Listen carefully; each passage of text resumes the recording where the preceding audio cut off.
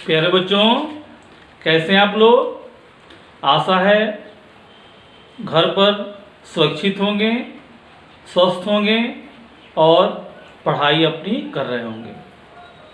तो आज हम लोग ग्रुप 16 के एलिमेंट्स के कुछ और जनरल कैरेक्टरिस्टिक्स के बारे में देखेंगे। तो हेडिंग दीजिए गलनांक एवं क्वथनांक, melting point and boiling point. गलनांक क्या होता है? जिस ताप पर कोई ठोस गलना प्रारंभ करे, कोई ठोस द्रव अवस्था में बदलने लगे, उस न्यूनतम ताप को क्या कहता है? गलनांक। और क्वथनांक क्या होता है? तो जिस ताप पर कोई द्रव उबलने लगे, क्वथन का मतलब होता है उबलना। जिस ताप पर कोई द्रव उबलने लगे, द्रव वाष्प अवस्था में या गैसीय अवस्था में बदलने लगे, उस न्यूनतम ताप को क्या कहते हैं? क्वथनांक। ठीक है। आज हम लोग को देखना है कि ग्रुप 16 के एलिमेंट्स में ऊपर से नीचे की ओर आते हैं, ऑक्सीजन से पोलोनियम की ओर आते हैं, तो गलनांक एवं क्वथनांक बढ़ता है या घटता है या क्यों? ठीक है। तो देखिए वर्ग में ऊपर से नीचे की ओर आने पर परमाणु आकार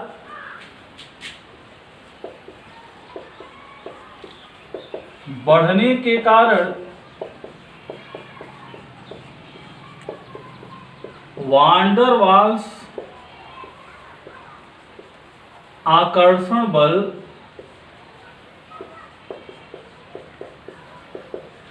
बढ़ता जाता है। इसलिए तत्वों का melting point and boiling point बढ़ता जाता है। ठीक है। जैसे ऑक्सीजन, सल्फर, सेलेनियम, टेलुरियम और पोलोनियम की बात करें, ऊपर से नीचे ऑक्सीजन से टेलुरियम तक आते हैं तो बढ़ता है, ऑक्सीजन से टेलुरियम तक आते हैं तो बढ़ता है, और टेलुरियम से पोलोनियम तक आते हैं तो घटता है। क्या? तो melting point and boiling point. Melting point and boiling point यानी ऑक्सीजन से टेलुरियम तक आते हैं तो मेल्टिंग पॉइंट, बॉइलिंग पॉइंट बढ़ता है, और टेलुरियम से पोलोनियम की ओर आते हैं तो थोड़ा सा कमी होती है, घटता है। ऐसा क्यों? देखिए ऑक्सीजन से टेलुरियम तक आते हैं, ये हम बात कर रहे हैं ऑक्सीजन से लेकर टेलुरियम तक की। तो जैसे जैसे परमाणु आकार बढ़ रहा है, हम लोग जानते हैं कि वर्ग में ऊपर से नीचे की ओर आते हैं तो परमाणु आकार बढ़ता जाता है। तो परमाणु आकार बढ़ेगा तो वांडर वाल्स आकर्षण बल बढ़ेगा। वांडर वाल्स आकर्षण बल बढ़ेगा, और वांडर वाल्स आकर्षण बल बढ़ेगा तो मेल्टिंग पॉइंट और बॉइलिंग पॉइंट क्या होगा? बढ़ेगा। ठीक है। वांडर वाल्स आकर्षण बल क्या होता है? तो अणुओं के बीच लगने वाला आकर्षण बल वांडर वाल्स आकर्षण बल कहलाता है, और यह डिपेंड करता है अणु के आकार पर, और अणु का आकार डिपेंड करता है परमाणु के आकार पर। क्लियर? तो देखिए जैसे जैसे ऑक्सीजन से टेलुरियम तक आते हैं परमाणु आकार बढ़ेगा, और परमाणु आकार बढ़ेगा तो अणु का आकार बढ़ेगा, और अणु का आकार बढ़ेगा तो वांडर वाला आकर्षण बल यानी अणुओं के बीच लगने वाला आकर्षण बल बढ़ेगा। और अणुओं के बीच लगने वाला आकर्षण बल जितना मजबूत होगा, उसको गलाने के, उसको पिघलाने के लिए या उसको बॉयल करने के लिए उतना ही अधिक टेम्परेचर की आवश्यकता पड़ेगी, उतना ही अधिक ताप की आवश्यकता पड़ेगी। इसलिए मेल्टिंग पॉइंट और बॉइलिंग पॉइंट क्या होगा? बढ़ता जाएगा। क्लियर हुआ? ऑक्सीजन से टेलुरियम तक आएंगे तो परमाणु का आकार बढ़ेगा, और परमाणु का आकार बढ़ेगा तो अणु का आकार बढ़ेगा, और अणु का जब आकार बड़ा होता है तो अणुओं के बीच लगने वाला वांडर वाला आकर्षण बल, अणुओं के बीच लगने वाले आकर्षण बल को वांडर वाला आकर्षण बल कहते हैं। तो जब अणु का आकार बढ़ेगा तो अणुओं के बीच लगने वाला वांडर वाला कर्षण बल बढ़ेगा, और जब वांडर वाला कर्षण बल बढ़ेगा तो मेल्टिंग पॉइंट बॉइलिंग पॉइंट क्या होगा, बढ़ेगा। अब यहाँ पर थोड़ा सा एक्सेप्शनल केस है कि टेल्यूरियम से पोलोनियम तक आते हैं, तो टेल्यूरियम से पोलोनियम की ओर आने पर थोड़ा सा कमी होती है मेल्टिंग पॉइंट और बॉइलिंग पॉइंट में। ऐसा क्यों होता है, तो चलिए देखते हैं इसको।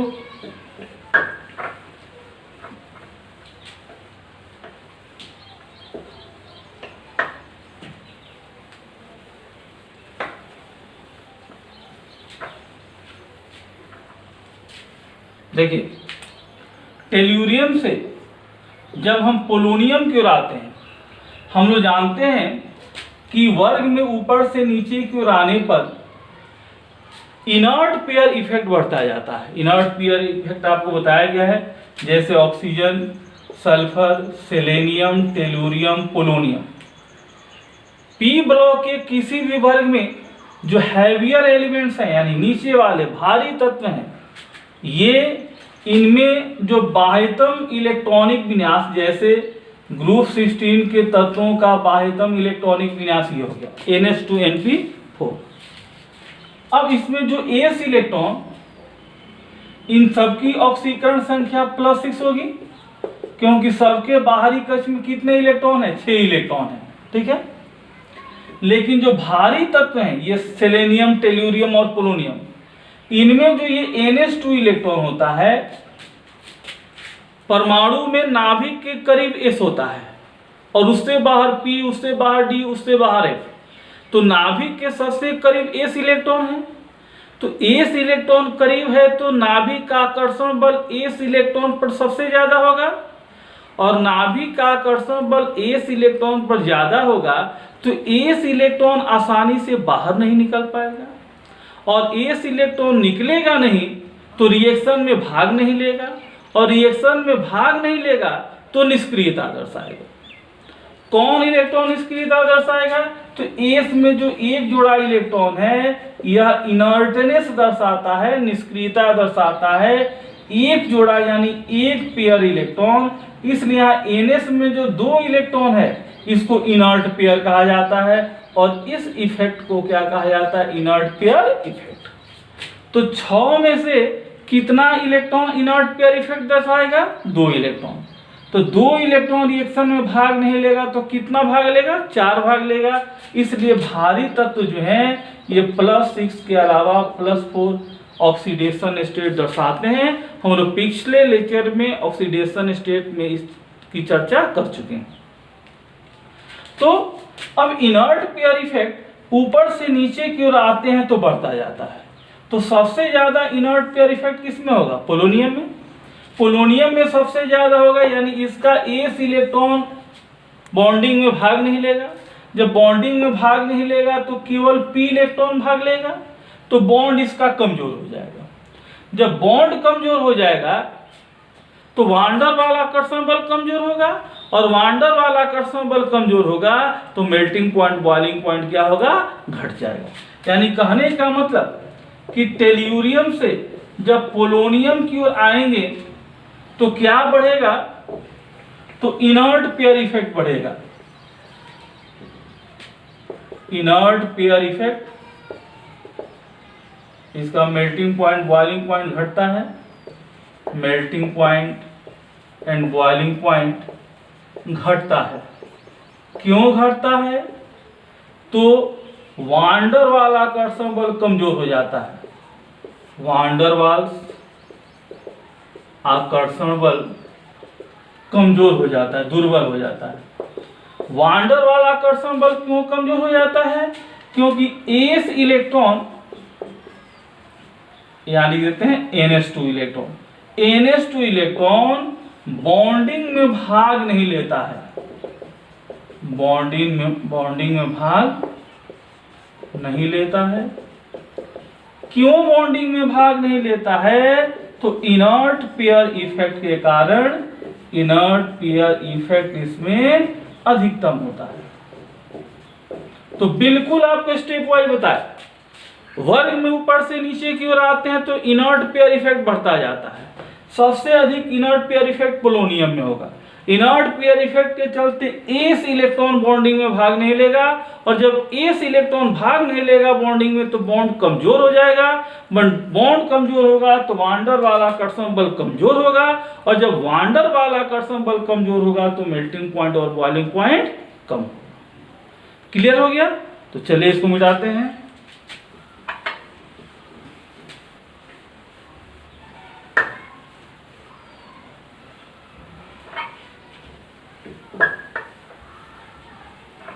अब इसके बाद हम देखते हैं कैटेनेशन प्रॉपर्टी।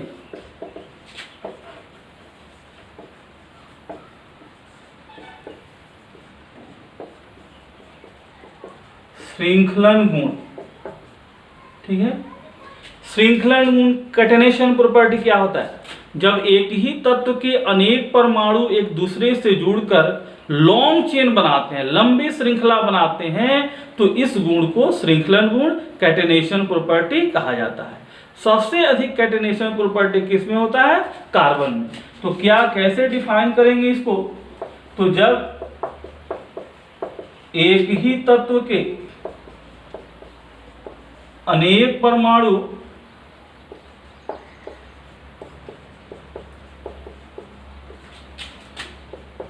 एक दूसरे से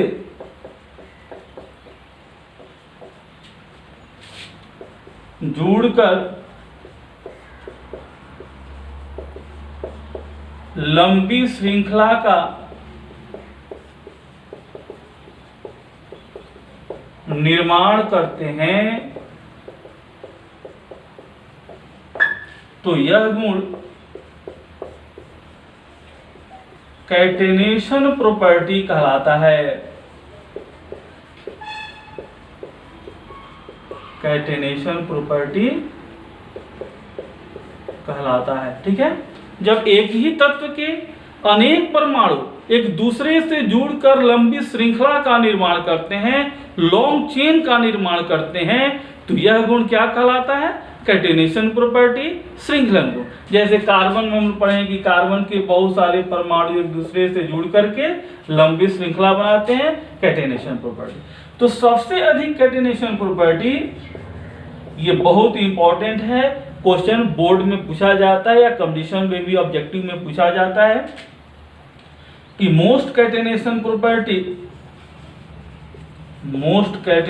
प्रॉपर्टी दर्शाने वाला एलिमेंट कौन है? कार्बन। सबसे अधिक कैटेनेशन प्रॉपर्टी दर्शाने वाला एलिमेंट कौन है? कार्बन, ठीक है। अब हम लोग ग्रुप 16 की बात करते हैं। तो ग्रुप 16 में वर्ग में ऊपर से नीचे की ओर आते हैं तो कैटेनेशन प्रॉपर्टी दर्शाने का जो गुण है वह घटता जाता है। कैटेनेशन प्रॉपर्टी सबसे अधिक कार्बन क्यों दर्शाता है? क्योंकि ये जो कार्बन कार्बन बॉन्ड एनर्जी है यह काफी अधिक होती है, यह बॉन्ड काफी मजबूत होता है, और जब बॉन्ड मजबूत होगा तो एक ही तत्व के अनेक परमाणु एक दूसरे से जुड़ते चले जाएंगे, ठीक है।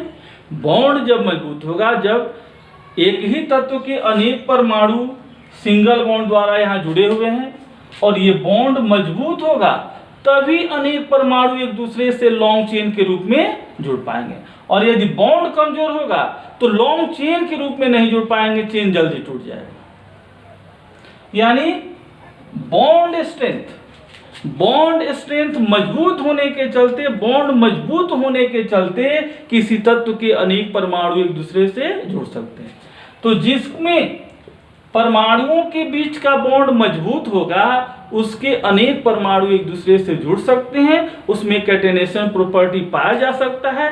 लेकिन जिसमें परमाणुओं के बीच का बॉन्ड कमजोर होगा, बॉन्ड का स्ट्रेंथ अधिक नहीं होगा, उसके अनेक परमाणु एक दूसरे से नहीं जुड़ सकते हैं, वह कैटेनेशन प्रॉपर्टी नहीं दर्शा सकता, ठीक है।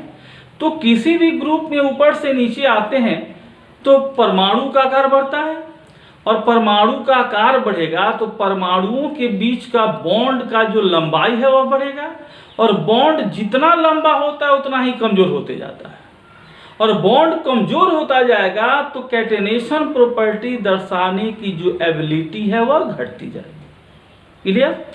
ग्रुप में ऊपर से नीचे आते हैं, लिखते हैं कि वर्ग में ऊपर से नीचे की ओर आने पर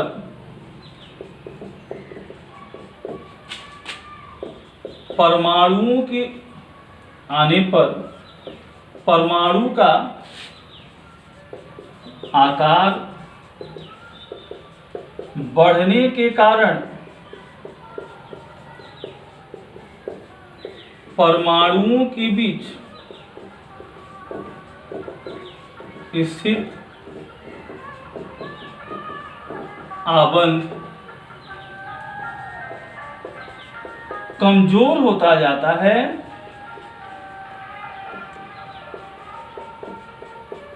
जाता है इसलिए कैटेनेशन प्रॉपर्टी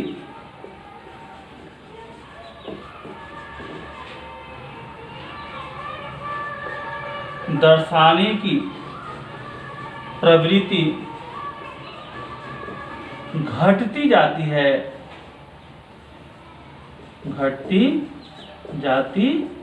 ठीक है ना। वर्ग में ऊपर से नीचे की ओर आने पर परमाणु का आकार बढ़ने के कारण परमाणुओं के बीच स्थित आबंध कमजोर होते जाता है। बॉन्ड की लंबाई बढ़ेगी तो बॉन्ड कमजोर होता जाएगा, और बॉन्ड कमजोर होता जाएगा तो कैटेनेशन प्रॉपर्टी दर्शाने की प्रवृत्ति घटती है। क्योंकि बॉन्ड कमजोर होगा तो बहुत सारे परमाणु एक दूसरे से जुड़े नहीं रह पाएंगे, आसानी से बॉन्ड टूट जाएगा, जल्दी अलग अलग हो जाएंगे, चेन के रूप में नहीं रह पाएंगे। ठीक है, चलिए इसको मिटाते हैं।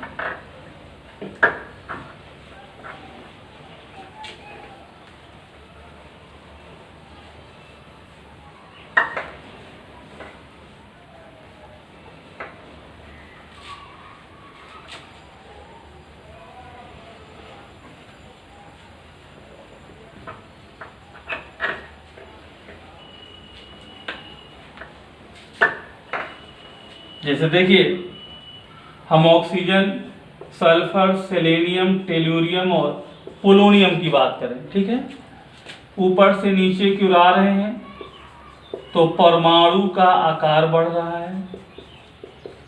परमाणु का आकार बढ़ेगा तो जो ये बॉन्ड है, S bond, O bond, AC T PO, यह बॉन्ड का जो स्ट्रेंथ है वह कमजोर होते जाएगा। यानी परमाणु का आकार बढ़ने पर बॉन्ड की लंबाई बढ़ेगी, आबंध लंबाई बढ़ेगी, और आबंध लंबाई बढ़ेगी तो बॉन्ड का स्ट्रेंथ यानी मजबूती घटता जाएगा, और बॉन्ड की मजबूती घटेगी तो कैटेनेशन प्रॉपर्टी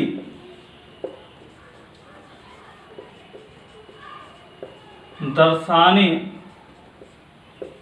की प्रवृत्ति जो है वह घटती जाएगी। ठीक है, लेकिन थोड़ा सा यहाँ एक्सेप्शनल केस है। अब यदि हम ऑक्सीजन, और यहाँ सबसे अधिक किसका होना चाहिए? ऑक्सीजन का, लेकिन सल्फर में कैटेनेशन गुण ऑक्सीजन से अधिक होता है।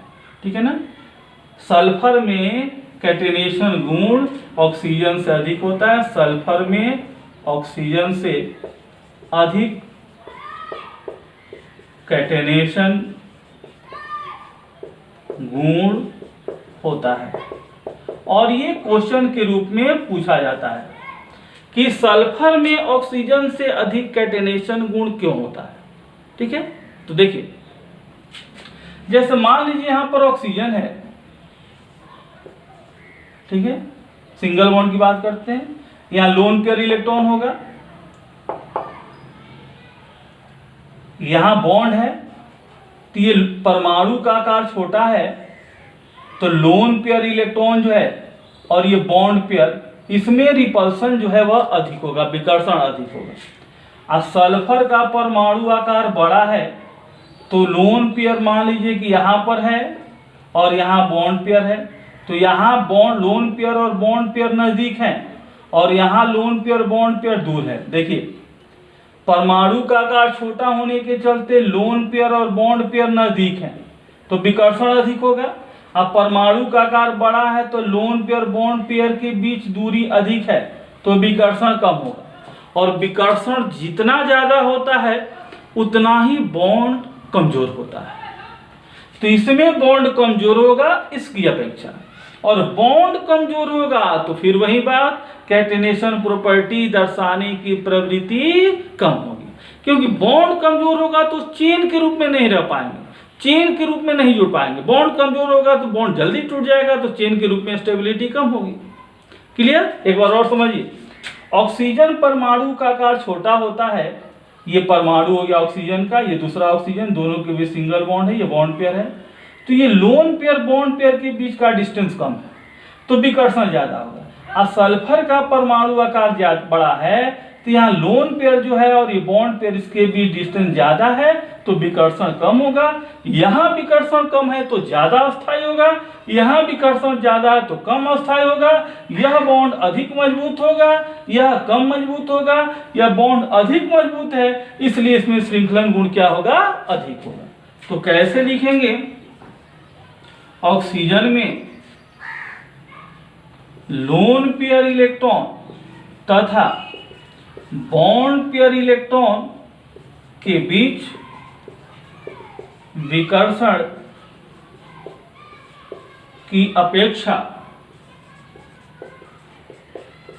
सल्फर में लोन पेयर इलेक्ट्रॉन तथा बॉन्ड पेयर इलेक्ट्रॉन के बीच विकर्षण कम होता है, इसलिए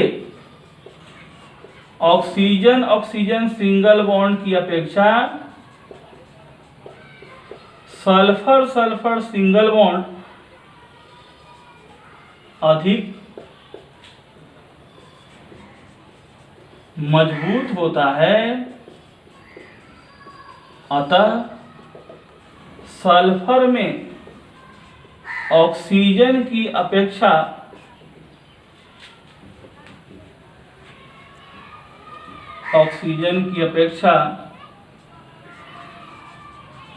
कैटेनेशन गुण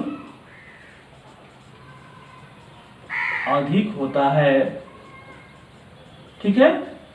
ऑक्सीजन में लोन पेयर तथा बॉन्ड पेयर के बीच विकर्षण की अपेक्षा सल्फर में लोन पेयर तथा बॉन्ड पेयर के बीच विकर्षण कम होता है, इसलिए ऑक्सीजन ऑक्सीजन सिंगल बॉन्ड की अपेक्षा सल्फर सल्फर सिंगल बॉन्ड अधिक मजबूत होता है। अतः सल्फर में ऑक्सीजन की अपेक्षा कैटेनेशन प्रॉपर्टी क्या होगा? अधिक होगा। तो ऊपर से नीचे की ओर कैटेनेशन प्रॉपर्टी घट रहा है, डिक्रीज कर रहा है, लेकिन यहाँ एक्सेप्शनल केस है कि ऑक्सीजन की अपेक्षा सल्फर में कैटेनेशन गुण अधिक होता है, और इसीलिए यह क्वेश्चन के रूप में पूछा जाता है। क्वेश्चन के रूप में क्या पूछा जाता है तो यहाँ लिख देते हैं। क्वेश्चन आता है कि सल्फर में ऑक्सीजन की अपेक्षा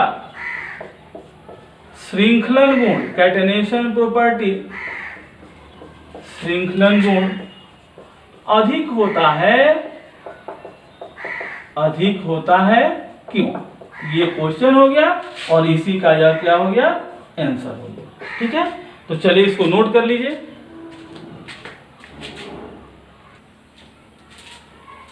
तो अब हम लोग देखते हैं ग्रुप 16 के एलिमेंट्स के अपरूपता के बारे में, एलोट्रॉपी के बारे में। अपरूपता आपको बताया गया है जब एक ही तत्व विभिन्न भौतिक रूपों में पाए जाते हैं जिनके रासायनिक गुण समान होते हैं तो प्रत्येक रूप अपरूप कहलाता है और इस घटना को अपरूपता कहते हैं। ये एक ही तत्व के विभिन्न रूप होंगे, ये ध्यान रखना है। जैसे आप लोग बहुरूपिया देखे हैं, बहुरूपिया एक ही आदमी होता है लेकिन वेश बदल करके कभी काली जी बन जाएगा, कभी बजरंग बली बन जाएगा, कभी फकीर बन जाएगा। ठीक है ना? तो आदमी एक ही होता है, बदलता क्या है? तो अपना वेशभूषा बदलता है। उसी तरह जब एक ही तत्व अनेक भौतिक रूपों में पाया जाए, केवल भौतिक रूप परिवर्तन होगा लेकिन रासायनिक रूप से क्या होंगे? समान होंगे। तो जब एक ही तत्व विभिन्न भौतिक रूपों में पाया जाए जिनके रासायनिक गुण समान हो तो प्रत्येक रूप अपरूप कहलाता है और इस घटना को अपरूपता कहते हैं। पहले भी हम लोग पढ़ चुके हैं। इस ग्रुप के जितने भी तत्व हैं पोलोनियम को छोड़कर लगभग सभी तत्व अपरूपता दर्शाते हैं। ऑक्सीजन के अपरूप O2 और O3। O3 का नाम क्या है? ओजोन। O2 का नाम क्या है? तो डाई ऑक्सीजन। ठीक है। सल्फर का रोम्बिक, मोनोक्लिनिक, प्लास्टिक और लगभग 30 तरह के सल्फर के अपरूप पाए जाते हैं। ठीक है ना। हम लोग को सल्फर का अपरूप इस चैप्टर में पूरा डिटेल में पढ़ना है, आगे पढ़ेंगे सल्फर में। सेलेनियम का रेड, ग्रे एंड ब्लैक 3 तरह का अपरूप होता है। टेल्यूरियम का क्यूबिक एंड रोम्बोहेड्रन। एक बहुत इंपॉर्टेंट पॉइंट है कि ग्रे सेलेनियम, सेलेनियम के 3 एलोट्रोप हैं, इसमें ग्रे सेलेनियम जो होता है वो विद्युत का सुचालक होता है और बहुत ही अस्थायी होता है। तो ये हम लोग देखे इसके एलोट्रोप के बारे में। अब हम लोग पिछले लेक्चर में जो क्वेश्चन पूछा गया था उसका आंसर और आज के लेक्चर पर आधारित कुछ क्वेश्चन देखेंगे।